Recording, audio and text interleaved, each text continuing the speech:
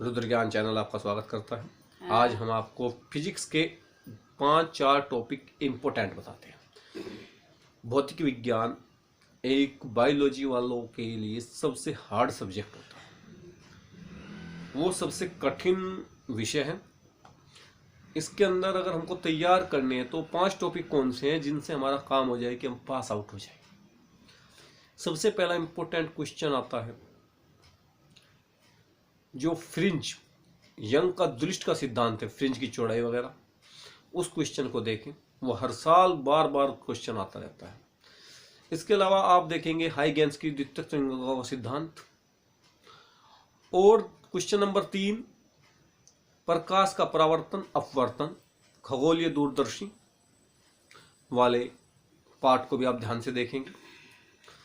साथ में आप किरचॉफ व्हाइटस्टोन सेतु और मीटर सेतु, इन नियम को भी देखें, क्योंकि ये भी आपको 2 या 1 नंबर में मिल जाते हैं। आपको टोटल जो 24 नंबर प्राप्त करने हैं, उनको प्राप्त करने के लिए आपको अपनी एक वैल्यू बनानी पड़ेगी, और वैल्यू बनाने के लिए आपके पास कम से कम 5 या 10 टॉपिक बिल्कुल मोस्टली कंपैरेटिव होने चाहिए। उन टॉपिकों को आप बिल्कुल नेगलेक्ट ना करें जो बार बार आते हैं। और एक बहुत इंपॉर्टेंट टॉपिक आता है ट्रांसफार्मर।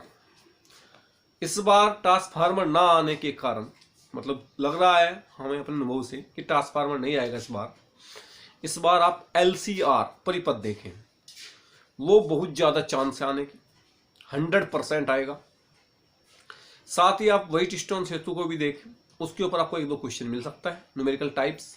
और ट्रांसफार्मर के इस बार जो पूछा जाएगा आपसे, वो न्यूमेरिकल क्वेश्चन पूछे जाएंगे, ना कि थ्योरेटिकल। पिछले साल थ्योरेटिकल के बारे में था ट्रांसफार्मर के, इस बार ट्रांसफार्मर पे जो आएगा न्यूमेरिकल क्वेश्चन आएगा। इंपॉर्टेंट 3 चैप्टर को आप लें। एक चैप्टर आप द्वितीयक हाइगेंस के सिद्धांत वाला, एक लेंस जिसमें प्रकाश का परावर्तन अपवर्तन है खगोलीय दूरदर्शी, उसको ले, और एक आप चौक कुंडली ट्रांसफार्मर वाला लें। अगर आप इन 3 चैप्टरों को प्रिपरेशन अच्छे कर लेते हैं फिजिक्स में, तो आप पासिंग मार्क्स के आसपास पहुंच जाएंगे। क्योंकि आप सब कंप्लीट फिजिक्स तो नहीं कर पाएंगे इतना, क्योंकि आपके पास इतना टाइम नहीं है। जिन स्टूडेंट के पास समय कम होता है, और अब एग्जाम के दौरान जो डेट्स बनाई गई है उसमें भी एक ही दिन का अवकाश है फिजिक्स के पहले, तो काफ़ी हार्ड होने वाला है। तो आप इन 3 चैप्टर को अगर याद कर लेते हैं तो आप बहुत आसानी से पासिंग मार्क्स प्राप्त कर लेंगे। पासिंग मार्क्स प्राप्त करना एक बहुत बड़ा लक्ष्य होता है। उसके बाद आप परसेंटेज पे जाएं, स्टार्टिंग परसेंटेज पे ना जाएं। सबसे पहले होता है पासिंग आउट। अगर हम पासिंग आउट मार्क्स प्राप्त कर लेते हैं तो परसेंटेज तो अपना आसानी से गेन हो जाएगा।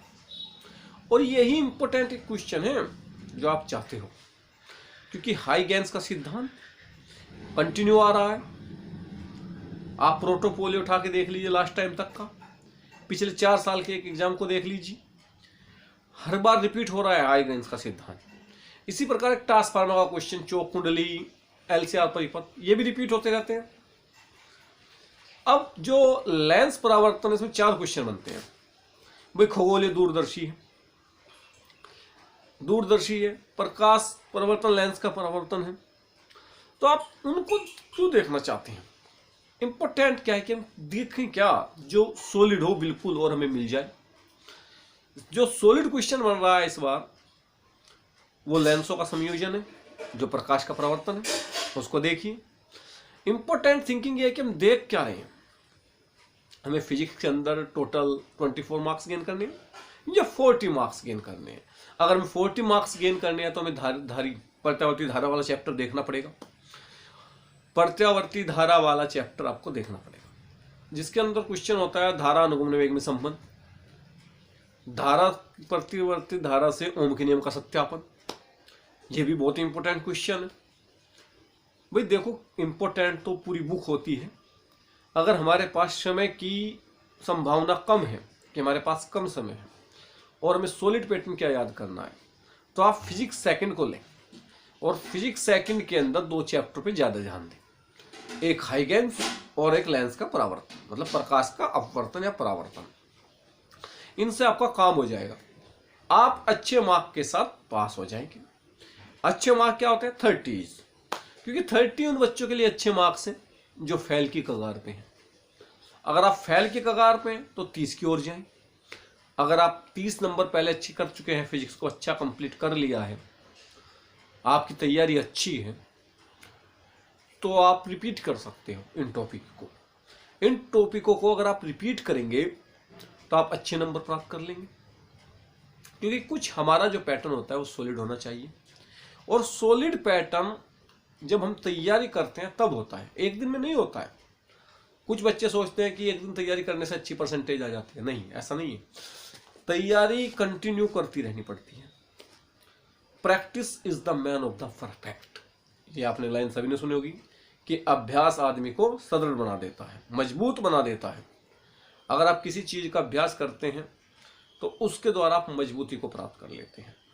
जिस प्रकार आपने देखा होगा कि कोई बच्चा रस्सी पे चलता है, स्केटिंग वगैरह चलता है रस्सी पे, तो रस्सी पे चलने वाला बच्चा एक दिन में नहीं परफेक्ट होता, वो एक दिन परफेक्ट होता है। समय जो होता है ना, वो एक बात कहता है कि या तो बेटा तू खुद सुधर जा, नहीं तो मैं तुझे खुद सुधार दूं, क्योंकि समय is the dependable in your value.